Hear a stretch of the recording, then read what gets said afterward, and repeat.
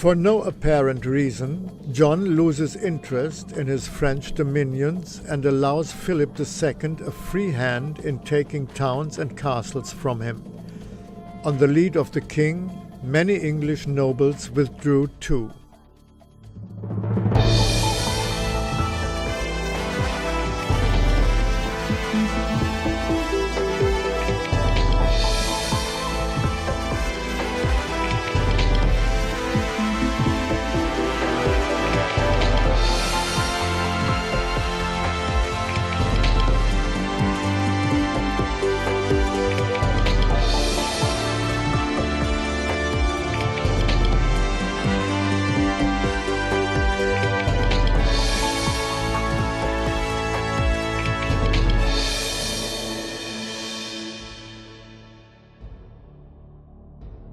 King John spent Christmas 1203 with his queen at Caen, Normandy, getting up late and feasting all day, it was said.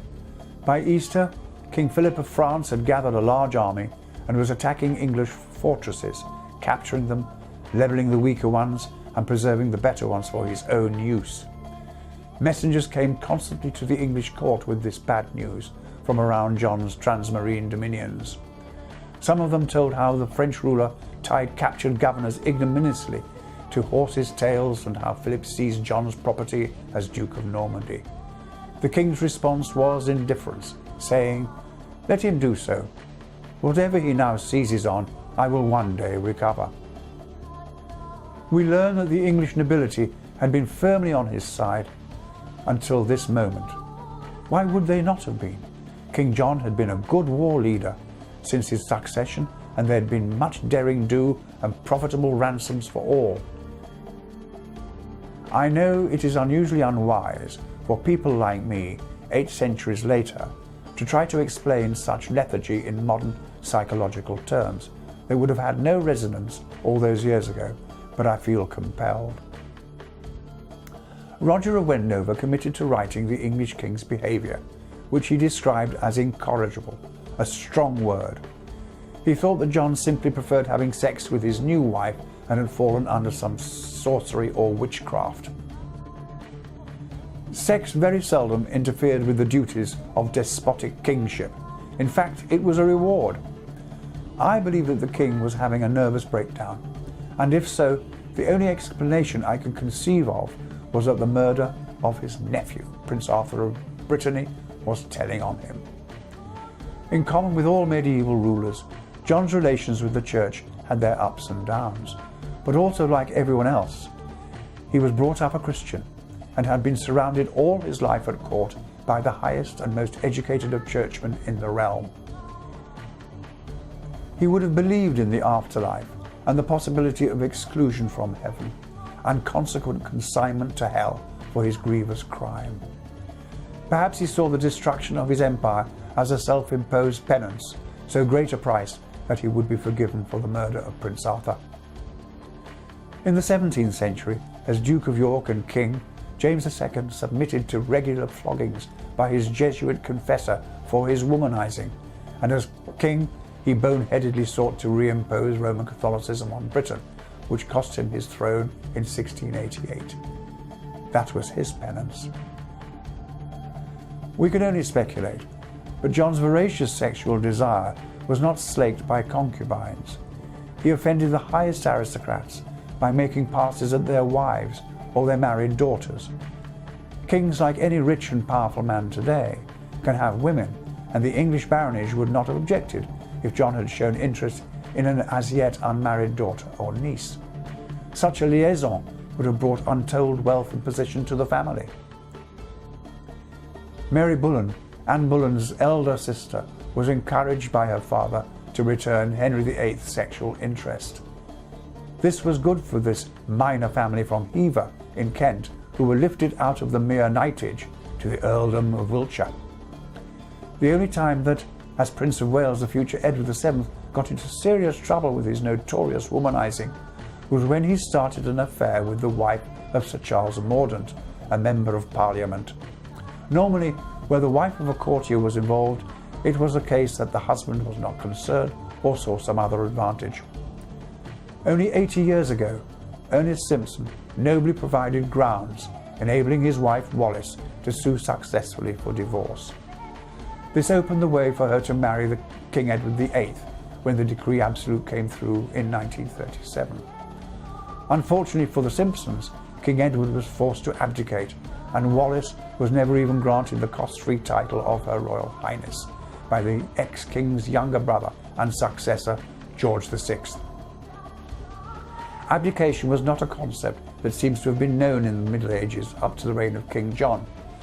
But putting him aside, whatever that might have meant in the early 13th century, or killing him, seems to have been contemplated towards the end of his reign. The first English abdication came with Edward II in 1327, and as history would show again, in that century and in the next, abdication is a very bad precedent to set in an hereditary monarchy. English noblemen began to desert John by seeking permission to return to their estates to check on their affairs, that sort of excuse probably, but promising to return, which few, if any, actually did. Hugh de Gournay surrendered the important castle of Montfort and switched his allegiance to Philip II.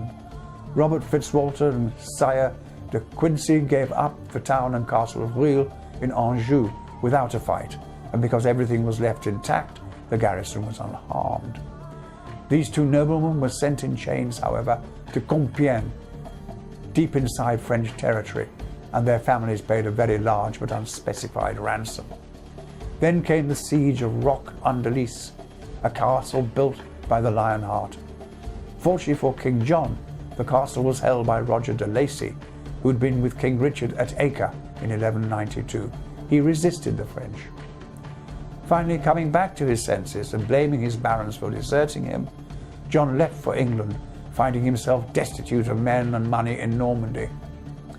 In England, he raised a tax of 1/7 on all movables. He used Hubert, Archbishop of Canterbury, to collect the tax, totaling almost 15% from all churches, including parochial priests, the vast majority of whom worked in the fields themselves to feed their families and were hardly better off than their flocks. We hear that Geoffrey Fitzpeter, the justiciary of the kingdom, collected from the laity, and neither man spared anyone in the execution of their orders. When the French king heard that John had hightailed it back to England, Philip marched in great strength through the English king's transmarine domains, at will, telling citizens and governors that they had been deserted and that they should come over to their overlord. He was, he told people, willing to be their good lord, as there was no other. He begged them as friends to join him, but also warned that any who did not, he would subdue them as enemies and hang them on gibbets or flay them alive. Being flayed meant being skinned alive, an execution still in common use under the Russian Tsardom until well into the 19th century.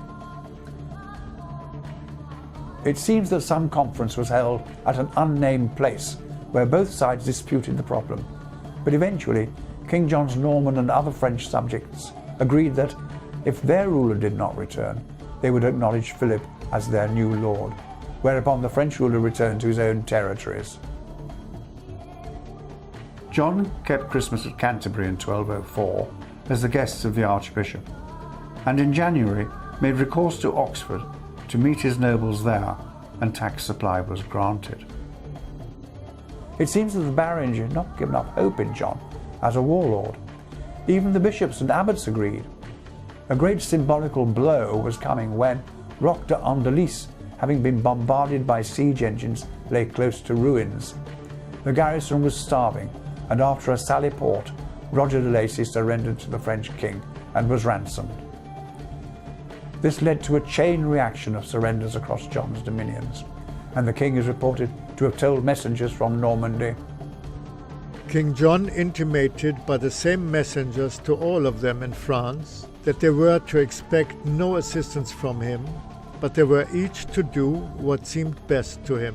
And thus, all kind of defense failing, the whole of Normandy, Tours, Anjou, Poitou, with the cities, castles and possessions, except the cities of Rochelle, Thouars and Niort, fell to the dominion of the King of France.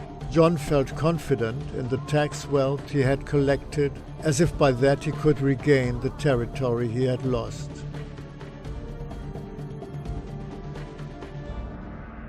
King John's trouble with the Pope in Rome began in 1205, when Innocent rejected the king's nominee for his own nominee, Stephen Langton, as Archbishop of Canterbury, Primate of England. John was back in France the next year, but made the mistake of making a peace with King Philip in the belief that the French ruler could be trusted, for which there was not a shred of evidence.